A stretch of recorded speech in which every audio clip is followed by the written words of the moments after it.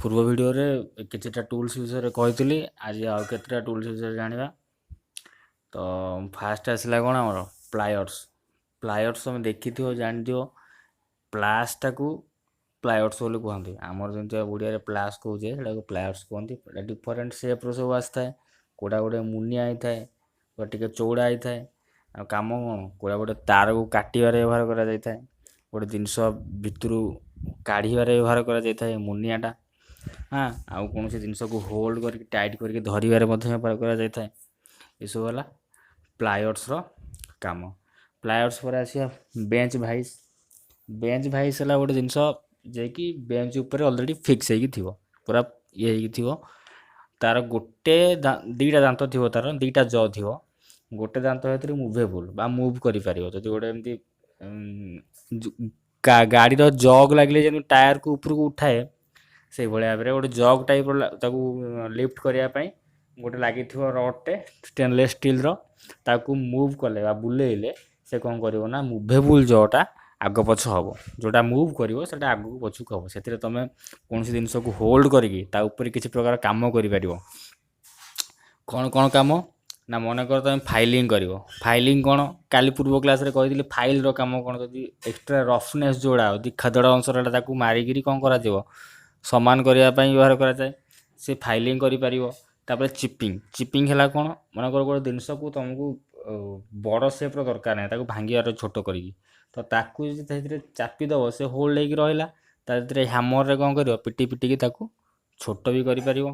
ତାପରେ ହେଲା ଟ୍ୟାପିଂ ହେଲା ଟ୍ୟାପର ଏଣ୍ଡ ତେର୍ଛା। ଗୋଟେ ଏଣ୍ଡକୁ ତୁମର ଗୋଟେ ଜିନିଷଟାକୁ ତୁମର ତେର୍ଛା କରିବାର ଅଛି, ମୁନିଆ କରିବାର ଅଛି, ତାକୁ ମଧ୍ୟ କରିପାରିବ।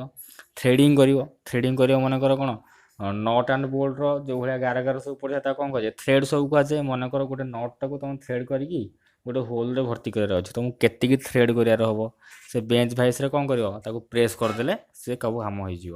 ଦେଖ, ଏଇଟା ହେଉଛନ୍ତି ପ୍ଲାୟର୍ସ ହେଲା।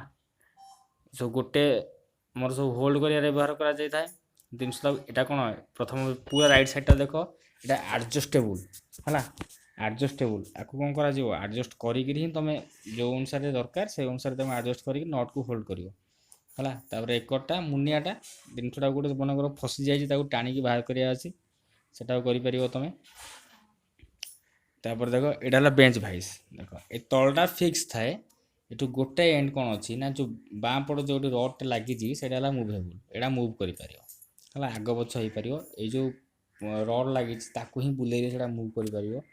ଯେଉଁ ଅନୁସାରେ ତୁମେ ମୁଭ୍ କରିବ, କ୍ଲକ୍ୱାଇଜ୍ ବୁଲେଇଲେ ଆଗକୁ ଯିବ, ଆଣ୍ଟି କ୍ଲକ୍ୱାଇଜ୍ ବୁଲେଇଲେ ପଛକୁ ଆସିବ, ଢିଲା ହେବ।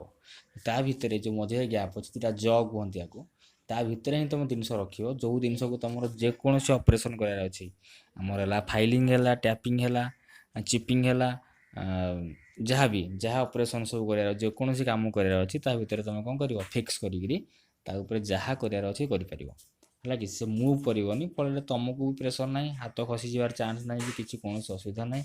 ତୁମେ କ'ଣ କରିପାରିବ, ଆରାମସେ କରିପାରିବ। ତାପରେ ଆଗକୁ ଦେଖିବା ଆମର କ'ଣ ଅଛି ନା, ହ୍ୟାଣ୍ଡସକ୍ ହେଲା କରତ ଯେଉଁଟାକୁ କୁହନ୍ତି ହେଲା। ଦେଖେଇବି ଆଗକୁ ସେ କେମିତି ତା'ର କାମ କରୁଛି। ତୁମର ୟା ଉପରେ ଯେତିକି ତୁମର କାମ ହେଉଛି ବେଞ୍ଚ ଭାଇସ୍ ଉପରେ, ବେଞ୍ଚ ଭାଇସ୍ଟା ତୁମର ମୁଖ୍ୟ। ବେଞ୍ଚ ଭାଇସ୍ରେ ତୁମେ ଯଦି ଗୋଟେ ଇଞ୍ଜିନ୍ କାମ କରିବାକୁ ଯଦି ଗୋଟେ ଲୋକ ଆସିଛି, ତା ଭିତରେ ଯଦି ତୁମର କ'ଣ ତ ଲେଦ୍ କରିବାର ଅଛି ବା ବାଗେଇବାର ଅଛି ଇଞ୍ଜିନ୍ଟାକୁ, ତ ୟା ଦେଇକି ହିଁ କାମ କରିପାରିବ ତୁମେ ହେଲା। ଏଇଟା ହେଲା ହ୍ୟାକ୍ସ ହେଲା। ହ୍ୟାକ୍ସ ବା ଆରିଟାକୁ ତୁମେ ଜାଣିଥିବ, ଭଲ ଭାବରେ ଦେଖିଥିବ ବି। ଏଇଟା ଗୋଟେ ହ୍ୟାଣ୍ଡେଲ୍, ଏଇଟା ତା ଫ୍ରେମ୍, ମଝିଟା ହେଲା ବ୍ଲେଡ଼୍। ଏଇଟା କ'ଣ ଟାଇଟ୍ କରିବ, ଢିଲା କରିବ, କେତିକି ତୁମର ଦରକାର। ନଟ୍ ଲାଗିଛି ନା ନାହିଁ, ପୁରା ବାଁ ପଟେ ନଟ୍ ଲାଗିଛି, ତାକୁ ଢିଲା କରିବ, ଟାଇଟ୍ କରିବ, ଯେତିକି ତୁମର ରିକ୍ୱାରମେଣ୍ଟ, ଯେତେ ଟାଇଟ୍ ତୁମର ଦରକାର ତୁମେ କରିପାରିବ, ଢିଲା କରିପାରିବ। ବ୍ଲେଡ଼୍କୁ ଚେଞ୍ଜ ମଧ୍ୟ କରିପାରିବ, ଯଦି ରାଇ ଖାଇଗଲା ତାକୁ କ'ଣ କରିପାରିବ, ଚେଞ୍ଜ କରିପାରିବ। ତାପରେ ଦେଖିବା ଚିଜେଲ୍। ତୁମେ କ'ଣ, ଚିଜେଲ୍ ଗୋଟେ ନୂଆ ଟର୍ମ ଲାଗୁଥିବ, ଚିଜେଲ୍ ଆମେ ଦେଖିନୁ କି ଜାଣିନୁ। ବଢ଼େଇମାନଙ୍କର କାମ ଦେଖିବ, ଏଟାକୁ କୁହନ୍ତି ବଟାଳି। ବଢ଼େଇମାନଙ୍କର କୁହନ୍ତି ବଟାଳି। ଏ କ'ଣ କରନ୍ତି, ଦେଖୁଛ କୋଉଳିଆ ସେପ୍ ତାର, ଗୋଟେ ଜିନିଷକୁ ଛେଦିକି ବାହାର କରିବା ପାଇଁ ଆକୁ ବ୍ୟବହାର କରାଯାଏ। ଟିକେ ଚଉଡ଼ା ହେଲେ ବଡ଼ଟା, ଟିକେ ସରୁ ହେଲେ ଛୋଟଟା ହେଲା। ଏହା ତମର ଏତିକି ଟୁଲ୍ସ ସାଜି ପଡ଼ିଥାଅ।